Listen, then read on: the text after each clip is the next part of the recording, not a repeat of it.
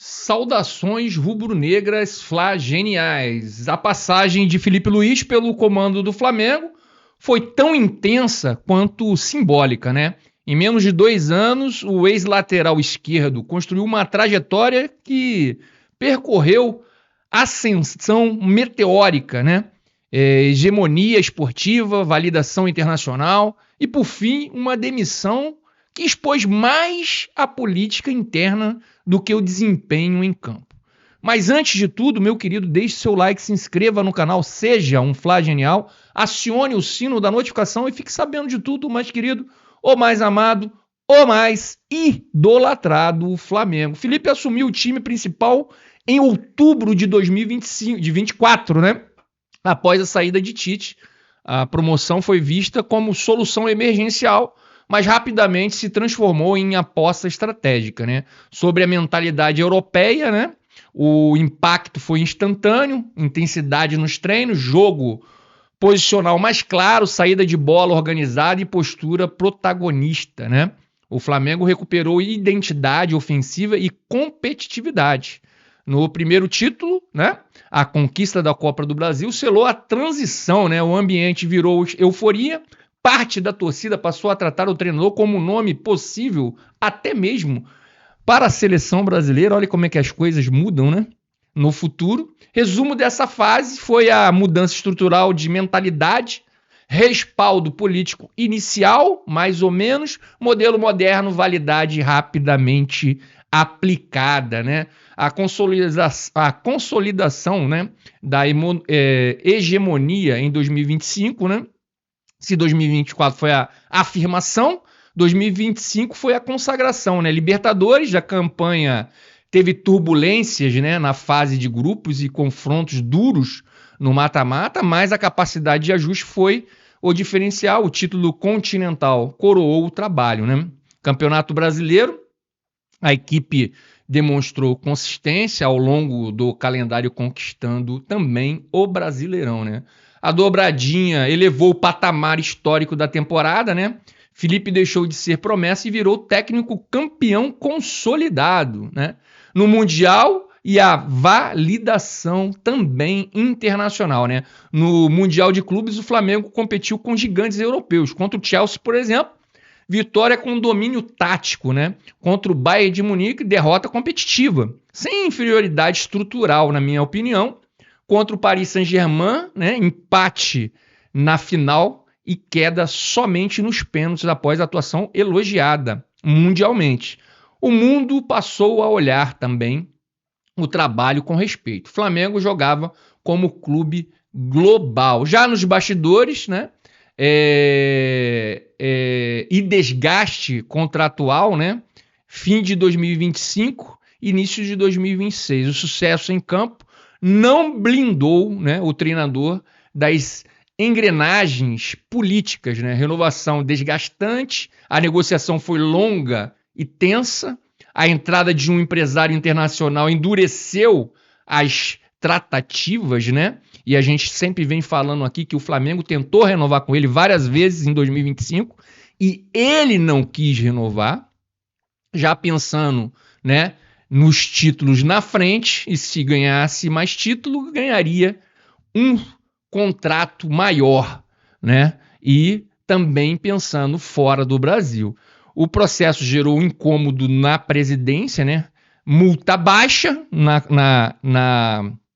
nesse novo contrato, a multa rescisória de apenas 3 salários tornou o vínculo frágil, era uma porta aberta, né? Era uma porta aberta para a saída futura ou para a demissão facilitada. E tem um ponto, pessoal, que pouca gente está conectando aí, né? Quando você contrata um ex-agente do Cristiano Ronaldo, um profissional consagrado no mercado europeu, você está mandando um sinal claro de ambição internacional. Esse tipo de representante não é contratado por acaso, gente. Tanto que quem conversava antes na renovação dele era o próprio Filipe Luís, né? Em 2025 para 2026. Ele é especializado, no caso o agente contratado, né, em abrir portas na Europa. Ele tem rede de contatos lá fora. Ele trabalha com movimentações de alto nível. Tanto que os 3 dias que ficou sem conversar com o Flamengo durante a renovação, porque só renovou 29 de dezembro, tá, pessoal? Vamos esquecer das coisas também, não. Ninguém é santo nessa história. Tá? Ninguém é santo nessa história. Então, ele só renovou 29 de dezembro. E antes, né, ele contratou esse agente internacional para cuidar dos interesses dele. E nesses 3 dias que ele ficou sem conversar com o Flamengo, ele estava negociando com o Chelsea. Quando ele descobriu que não era o Chelsea, era o grupo do Chelsea, era um outro time, aí ele... Porque se fosse o Chelsea, eu tenho certeza que ele iria. E tá tudo bem. Mas houve isso também, tá? Então é natural interpretar que o projeto de treinar um clube europeu não é algo distante ou hipotético. É algo de curto ou médio prazo. Se você vê e você enxerga, né, e analisa os fatos. Os fatos estão ali, você analisa, então você chega a esse denominador comum, né? Que é algo de curto ou médio prazo. Porque, convenhamos, se o objetivo fosse exclusivamente construir uma carreira a longo prazo no Brasil, dificilmente se justificaria investir em um agente com esse perfil e esse custo, porque esses caras não são baratos. Eles são caríssimos, esses agentes internacionais. Agente desse nível é investimento estratégico. E investimento estratégico sempre aponta para a direção futura. Isso não é crítica, tá, pessoal? Porque ele tem o direito, e eu acho que tem até o dever de querer, sim, ir para a Europa e conquistar os seus sonhos. Todos nós temos esse direito. Mas é leitura de mercado. Agora, quando você cruza isso com a exigência de multa baixa no contrato, o cenário fica ainda mais coerente. Porta de saída facilitada, mais agente com transição forte na Europa, igual plano de carreira internacional ativo. Está tudo certo, tem ambição europeia, está tudo bem, gente. A única questão é, o projeto do treinador estava totalmente alinhado com o projeto de longo prazo do clube? Essa é a pergunta que tem que ser feita. Estava ou não estava? Né? Então, são variáveis que acontecem numa negociação e numa demissão também. Aí vamos continuar aqui fazendo a trajetória dele. Novo diretor, novo ecossistema, com a chegada de José Boto. Felipe passou a ser visto, né, como herança da gestão anterior. Nunca houve alinhamento pleno, gente. Nunca houve esse alinhamento pleno. Pelo menos o que foi vinculado aí. O desgaste era silencioso, mas crescente. Após oscilações no estadual e vice da Recopa e Supercopa, a pressão aumentou. Em 2 de março de 2026, né, o Flamengo venceu o Madureira por 8-0, uma goleada histórica, né, a maior goleada que ele já aplicou, né, o Felipe. E, então, assim, e na coletiva, né, Felipe falava normalmente, não sabia que estava demitido. A decisão havia sido tomada antes do jogo, é aquilo que eu falei, né? Aquela reunião que o Flamengo fez com o Leonardo Jardim, né? À tarde. Minutos depois, o anúncio oficial, né? A sucessão foi imediata, o nome de Leonardo Jardim surgiu como favorito, evidenciando, né? Já contratado, parece que só falta assinar o contrato, se não já assinou essa tarde, né? Que o movimento estava orquestrado. A demissão não se aplica apenas por desempenho. Agora vamos fazer algumas perguntas aqui, ó. Ele perdeu o grupo? Não há indícios fortes disso. O elenco mantinha respeito pelo treinador. Foi decisão técnica? Parcialmente, mas principalmente política, na minha opinião. O anúncio ocorreu na madrugada, gente, de 3 de março. Aniversário de Zico, data emblemática para o clube. A coincidência reforçou a percepção de frieza institucional. Esses caras são assim. Esses caras, Volandim, BAP, esses caras veio do mundo corporativo, e no mundo corporativo não tem afeto, tem negócio. Se tá funcionando para mim, beleza.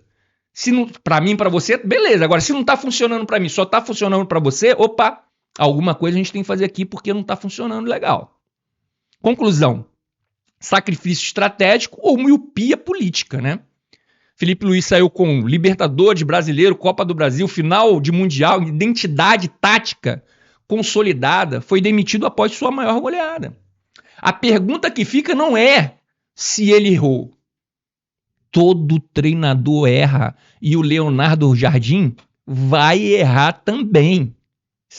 Não tem como, não tem técnico perfeito. A questão é, o Flamengo rompeu por convicção estratégica ou por desgaste político? Porque se for convicção estratégica, fala assim, olha, o modelo de jogo do Leonardo Jardim é melhor do que o modelo de jogo do Felipe Luiz para mim. Beleza. Beleza. Tranquilo. Toca o barco. Agora, se foi desgaste político, aí a gente entra no amadorismo, né?